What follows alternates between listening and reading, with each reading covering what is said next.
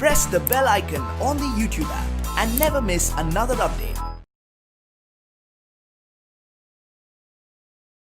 शुभ दिन बच्चों, कैसे हो? ठीक हो? पढ़ाई वढ़ाई चल रही है? ठीक है बच्चों, मौज मस्ती करो, साथ में पढ़ाई भी खूब करते रहो। आपकी तो घर बैठे ही क्या हो रही है, पढ़ाई चल रही है ना? किस लिए ऐसा हो रहा है आप सब, हम सब बहुत खूब जानते हैं। ये सिर्फ हम और आप ही नहीं, बल्कि बच्चा बच्चा जान रहा है कि ऐसा क्यों हो रहा है, क्यों हो रहा है। हाँ, बिल्कुल ठीक, ये महामारी, ये कोरोना वायरस जो फैला हुआ है, इसी के आतंक से क्या हुआ है, हमें प्रिकॉशन लेना है, हमें घर में रहना है, सेफ रहेंगे, है ना? इसी में हम सबकी भलाई है। बस घर में ही रहो, इधर उधर कहीं मत जाया करो। ये कविता जो मैं आज आपको सुनाने जा रही हूँ, कुछ ऐसी ही कविता है, जो ऐसी ही महामारी के ऊपर एक कविता सियाराम शरण गुप्त ने रचना की है इसकी। हमें देखेंगे कि ऐसा इसमें क्या है। ठीक है बच्चों, तो एक फूल की चाह, यानी एक फूल की चाह यहाँ कौन करती है, किस समय करती है, देखते हैं। उससे पहले कवि परिचय हो जाए। इस कविता के लिखने वाले कवि का नाम है सियाराम शरण गुप्त। इनका जन्म 1895 यानी 1895 में हुआ था। इनका स्थान झांसी के निकट चिरगांव में हुआ था। इनकी कृतियाँ मौर्य विजय, आर्द्रा, पाथेया, मृण्मयी, उन्मुक्त आदि हैं। और इनकी मृत्यु 1963 यानी 1963 में हुई थी। तो इनका पूरा विवरण इस प्रकार देखते हैं। सियाराम शरण गुप्त का जन्म झांसी के निकट चिरगांव में सन 1895 में हुआ था। राष्ट्रकवि मैथिली शरण गुप्त इनके बड़े भाई थे। जानते हैं ना राष्ट्रकवि मैथिली शरण गुप्त के बारे में, पढ़ चुके हैं बहुत सारे उनकी कविताएं। तो ये उन्हीं के छोटे भाई थे। गुप्त जी के पिता भी कविताएं लिखते थे। इस कारण परिवार में ही इन्हें कविता के संस्कार स्वतः प्राप्त हुए।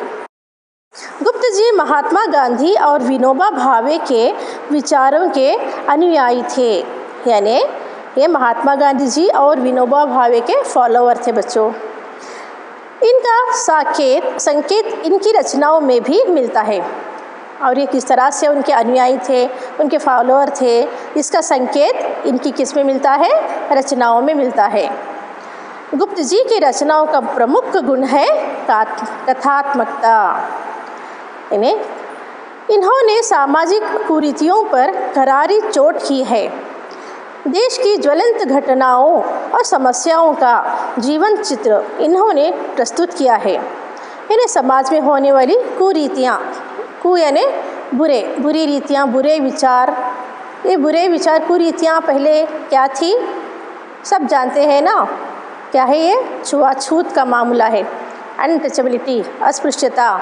ये कविता भी इसी पर आधारित है, जो बहुत ही एक गंदी रिवाज हुआ करती थी उस समय के उच्च कोटि के, उच्च वर्ग के लोग जो हैं वो अपने से निज वर्ग को, छोटे वर्ग के लोगों को किस तरह से वो सलूक किया जाता था। उनका कहीं पे आना जाना अपमान माना जाता था। कोई भी चीज़ छू जाने पर वो चीज़ को अपवित्र माना जाता था और उन्हें बहुत ही गलत नज़रिए से उनको समाज में देखा जाता था, निम्न वर्ग के लोगों को। इनके काव्य की पृष्ठभूमि अतीत हो या वर्तमान, उनमें आधुनिक मानवता की करुणा, यातना और द्वंद्व समन्वित रूप में उभरा है। सियाराम शरण गुप्त की प्रमुख कृतियाँ हैं मौर्य विजय, आर्द्रा, पाथेया, मृण्मयी, उन्मुक्त, आत्मोत्सर्ग, दुर्वादल और नकुल। ये रहा इनका एक छोटा सा परिचय। अब इस पद्य का क्या सारांश है, इसमें किसके लिए कहा गया है, ये देखें।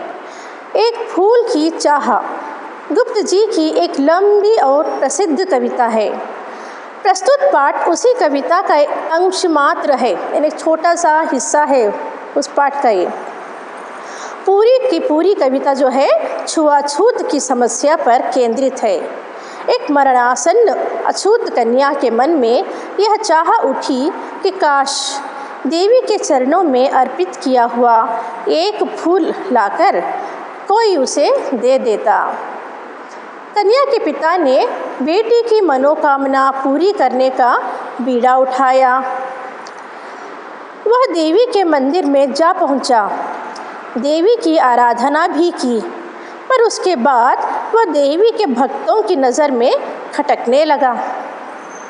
मानव मात्र को एक समान मानने की नसीहत देने वाली देवी के सवर्ण भक्तों ने उस विवश लाचार आकांक्षी मगर अछूत पिता के साथ कैसा सलूक किया।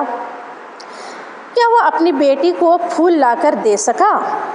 यह कविता का मार्मिक अंश ही बताएगा, यानी मन को छू लेने वाला ये अंश जो है इस कविता, यानी एक फूल की चाह, यानी एक फूल की चाह यहाँ कौन कर रही है?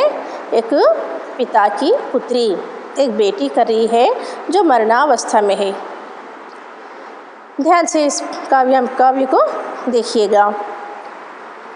उद्वेलित कर अश्रु राशियाँ हृदय चिताएं धधका कर, महामारी प्रचंड हो फैल रही थी इधर उधर। क्षीण कंठ मृतवस्थाओं का कर्ण रुदन दुर्दांत निदांत, भरे हुए था निज कृष्णरव में हाहाकार अपार अशांत। बहुत रोकता था सुखिया को ना जा खेलने को बाहर, नहीं खेलना रुकता उसका, नहीं ठहरती वह पल भर। मेरा हृदय कांप उठता था बाहर गई निहार उसे, यही मानता था कि बचा लूं किसी भांति इस बार उसे। भीतर जो डर रहा छिपाए, हाय वही बाहर आया। एक दिवस सुखिया के तनु को ताप तप्त मैंने पाया। ज्वर में विह्वल हो बोली वह, क्या जानूं किस डर से डर, मुझको देवी के प्रसाद का एक फूल ही दो लाकर। क्रमशः कंठ क्षीण हो आया, शिथिल हुए अव्यय सारे। बैठा था नव नव उपाय की चिंता में मैं मन मारे। जान सका ना प्रभात सजग से, हुई अलस कब दोपहरी। स्वर्ण घनों में कब रवि डूबा, कब आई संध्या गहरी। सभी और दिखलाई दी बस अंधकार की ही छाया। छोटी सी बच्ची को ग्रस ने कितना बड़ा तिमिर आया। ऊपर विस्तृत महाकाश में जलते से अंगारों से झुलसी सी जाती थी आंखें जगमग जगते तारों से। देख रहा था जो सुस्थिर हो, नहीं बैठती थी क्षण भर। हाय वही चुपचाप पड़ी थी अटल शांति सी धारण कर। सुनना वही चाहता था मैं, उसे स्वयं ही उकसा कर। मुझको देवी के प्रसाद का एक फूल ही दो लाकर। ऊंचे शैल शिखर के ऊपर मंदिर था विस्तीर्ण विशाल। स्वर्ण कलश सरसिज विहसित थे, पाकर समुदित रवि कर जाल। दीप धूप से आमोदित था मंदिर का आंगन सारा। गूंज रही थी भीतर बाहर मुखरित उत्सव की धारा। भक्त वृंद मृद मधुर कंठ से गाते थे सभक्ति मृदुमय। पतित तारिणी पापहारिणी माता तेरी जय जय जय। पतित तारिणी तेरी जय जय मेरे मुख से भी निकला। बिना बड़े ही मैं आगे को जाने किस बल से ढिकला। मेरे दीप फूल लेकर वे अम्बा को अर्पित करके दिया पुजारी ने प्रसाद जब आगे को अंजलि भर के। भूल गया उसका लेना झट परम लाभ सा पाकर मैं, सोचा बेटी को माँ के ये पुण्य पुष्प दूं जाकर मैं।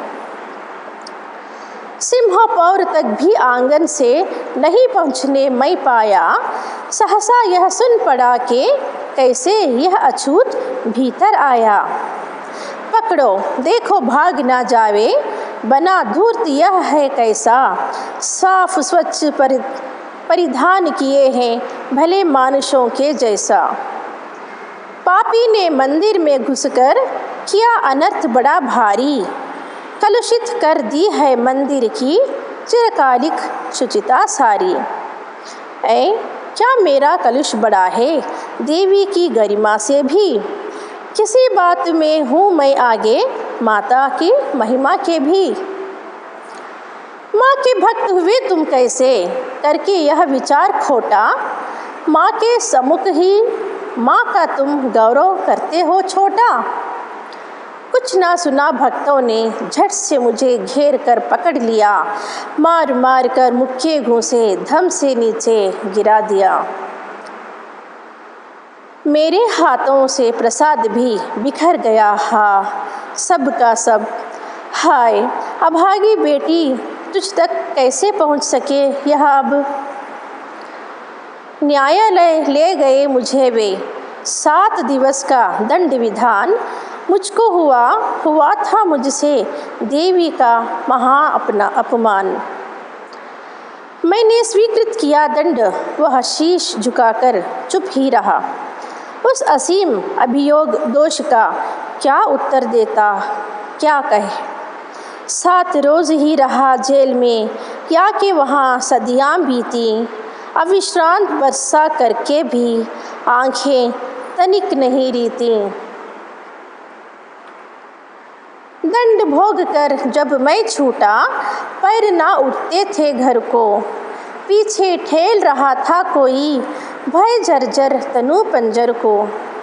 पहले की सी लेने मुझको नहीं दौड़कर आई वह, उलझी हुई खेल में ही अब की दीना दिखाई वह। उसे देखने मरघट को ही गया दौड़ता हुआ वहाँ, मेरे परिचित बंधु प्रथम ही फूंक चुके थे उसे जहाँ। बुझी पड़ी थी चिता वहाँ पर, छाती धधक उठी मेरी, हाय फूल सी कोमल बच्ची हुई राख की थी ढेरी। अंतिम बार गोद में बेटी तुझको ले ना सका मैं, एक फूल माँ का प्रसाद भी तुझको दे ना सका मैं।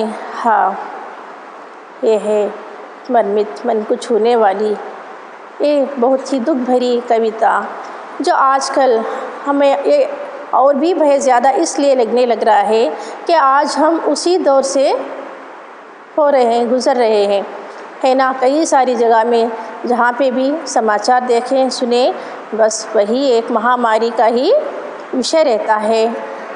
और इसी महामारी के डर से जो लोग उसमें डूबे हुए हैं, जो फेस कर रहे हैं बच्चों, उन्हीं को पता है कि ये महामारी क्या भला है। भगवान करे हम सब उससे स्वस्थ रहें, आप सब स्वस्थ रहें। यही प्रार्थना करते रहो कि भगवान इस महामारी जैसी बीमारी को जल्द से जल्द दूर करे। यहाँ पर एक पिता जो अपनी बच्ची की अंतिम इच्छा को पूरी करने के लिए यत्न कर रहा है, प्रयत्न करता भी है, सफलता मिलती भी है, फिर भी कुछ दुष्ट लोग जो समाज में ये छोटा बड़ा ये वर्ग में जो अछूत का जो एक है प्रश्न, उसे लेकर वो पकड़ लेते हैं उसको, और उस बच्ची की उस चाहत को भी वो पूरा करने नहीं देते। इन्हें यहाँ पर पैराग्राफ में क्या हो रहा है, उद्वेलित कर अश्रु राशियाँ, हृदय चिताएं धधका कर, महामारी प्रचंड हो फैल रही थी इधर उधर। क्षीण कंठ मृत वत्साओं का करुण रुदन दुर्दांत नितांत भरे हुए था निज कृष्ण रव में हाहाकार अपार अशांत। ये उन लोगों के ही मन की दशा वही लोग समझते हैं जो ये भोग रहे हैं, जो इस बीमारी में ग्रस्त हैं। उनके घरों की हालत कैसी है, इन्हें उद्वेलित कर अश्रु राशियाँ, उनके भाव, उनके मन की स्थिति कैसी हो रही है। उनके आँखों से आंसुओं की झड़ी थामे नहीं थम रही है। यानी वो लोग ऑलरेडी क्या है, पीड़ाग्रस्त हैं, उस महामारी के चपेट में आ गए हैं। हृदय चिताएं धधकाकर, हृदय में क्या है, एक चिता सी धड़क रही है, भड़क रही है, जो बुझने को ही नहीं पाई है। ये उस महामारी का दौर है। महामारी प्रचंड हो फैल रही थी इधर उधर, यानी बड़ी तीव्रता से, प्रचंड यानी तीव्र। यहाँ पर मैंने कुछ अर्थ लिखे हुए हैं। उद्वेलित यानी भाव विह्वल, अश्रु राशियाँ, आंसुओं की झड़ी, महामारी, बड़े स्तर पर फैलने वाली बीमारी, प्रचंड तीव्र यानी बहुत तेज़ी से वो बढ़ती चली जा रही है, नितांत अलग। यानी ये महामारी जो है बड़ी तीव्रता से इधर उधर सब चारों ओर फैल रही है। तो उस समय जो उस बीमारी में ग्रस्त हैं, तो उनका कंठ यानी उनका गला कैसा हो गया है, क्षीण हो गया है। क्षीण यानी कमज़ोर, यानी आवाज़ ही नहीं निकल रही है उस भय के मारे, उस बीमारी के कारण। मृत वत्साओं का, जिन माता पिता की संतानें मर रही हों इस महामारी की वजह से, तो माँ बाप की हालत क्या हो सकती है। तो उनका कंठ क्षीण हो चुका है, उनके रुदन, उनकी आवाज़ में करुणामय है, करुणा भरी आवाज़ में वो लोग क्या कर रहे हैं, रो रहे हैं। भरे हुए था निज कृष्ण रव में हाहाकार अपार अशांत, यानी भरे हुए था, उनका गला किससे भरा है, दुख से भरा है। और कृष्ण रव यानी वही क्षीण स्वर, यानी बहुत ही कमज़ोर उनकी आवाज़ हो गई है, वो हाहाकार मचा रहे हैं, वो शांत नहीं हो रहे हैं, ये उनकी हालत है। तो ये यहाँ से शुरू होता है। एक लड़की जिसका नाम सुखिया है। तो ये पिता कहता है कि बहुत रोकता था सुखिया को, ना जा खेलने को बाहर, नहीं खेलना रुकता उसका, नहीं ठहरती वह पल भर। मेरा हृदय कांप उठता था, बाहर गई निहार उसे, यही मनाता था कि बचा लूँ किसी भांति इस बार उसे। यानी पिता कहता था कि सुखिया बाहर ना जा, जैसे कि आजकल माहौल हुआ है, घर में ही बसे रहना है, कहीं पे भी आना जाना नहीं है, कहीं पे भी वो वायरस अटैक कर सकता है। तो यही कारण यहाँ पर भी वो पिता रोकना चाहता था उसकी बेटी सुखिया को। क्या नाम है उसकी बेटी का, सुखिया। यानी वो रोकना चाहता था, बहुत रोकना चाहता था कि ना जा खेलने को बाहर, अपने मित्रों के साथ मत खेल, ना जा। पर वो मानती नहीं थी। बच्चे बड़ों की कहे में रहेंगे ना तो फ़ायदे में रहेंगे, यदि बड़ों की बात ना मानेंगे तो। इसलिए वो इसके सुखिया का साथ वही हुआ जो पिता की बात ना मान सकी। तो पिता रोकता था कि खेलने को मत जाओ बाहर, तुम घर से बाहर मत जाओ। नहीं ठहरती थी वो पल भर, नहीं खेलना रुकता था उसका, कितना भी मना करो, लाख कोशिश करो, उसका खेलने का मन नहीं रुकता था, तो वो बाहर चली जाती थी खेलने। मेरा हृदय कांप उठता था, जैसे ही बच्ची खेलने बाहर गई तो पिता का हृदय क्या है, कांप उठता था। किस कारण, डर के कारण, ये बीमारी के डर की वजह से उसका हृदय पिता का कांप उठता था। बाहर गई निहार उसे, यही मनाता था कि बचा लूँ। बस वो बाहर जाती तो उस पिता की आंखें भी उसी की ओर लगी रहती कि किसी तरह से उसको मैं बचा लूँ, उसे इस बीमारी में मरने ना दूँ। यही मनाता था कि बचा लूँ किसी भांति इस बार से, किसी प्रकार से भी मैं उसे बचाना चाहता था, पर वो मेरी बात नहीं मानती थी। भीतर जो डर रहा छिपाए, हाय वही बाहर आया, एक दिवस सुखिया के तनु को ताप तप्त मैंने पाया। यानी मेरे मन के भीतर, मेरे मन के अंदर जो डर बसा हुआ था मेरी लड़की को लेकर, तो वही एक रोज़ क्या हुआ, बाहर आया। तो यानी क्या हुआ, एक दिवस सुखिया के तनु को ताप तप्त मैंने पाया। तो उस पिता ने क्या पाया, उसकी लड़की को वो छू कर देखता है तो उसका शरीर जलने लगता है, बुखार आ गई है उसे, यानी उसको बुखार आ गई है। ज्वर में विह्वल हो बोली वह, क्या जानूँ किस डर से डर। यानी ज्वर जैसे ही उसे बुखार आ गया तो वो डर गई, और पता नहीं किस डर के कारण, किस डर से, या मौत के डर से या मृत्यु के डर से डरकर उसने क्या कहा पिता से, मुझको देवी के प्रसाद का एक फूल ही दो लाकर। यानी उसके मरने की, उसके मन में ये शंका है कि अब मैं नहीं बच पाऊंगी, तो उसने उसकी अंतिम इच्छा प्रकट की कि वो देवी के चरणों के फूल की चाह करती है। क्रमशः कंठ क्षीण हो आया, शिथिल हुए अवयव सारे, बैठा था नव नव उपाय की चिंता में मैं मन मारे। यानी क्रमशः कंठ क्षीण होया, मेरा गला भी क्या पड़ गया, कमज़ोर पड़ गया, मेरी आवाज़ भी धीमी हो गई, डर के कारण कमज़ोर हो गई।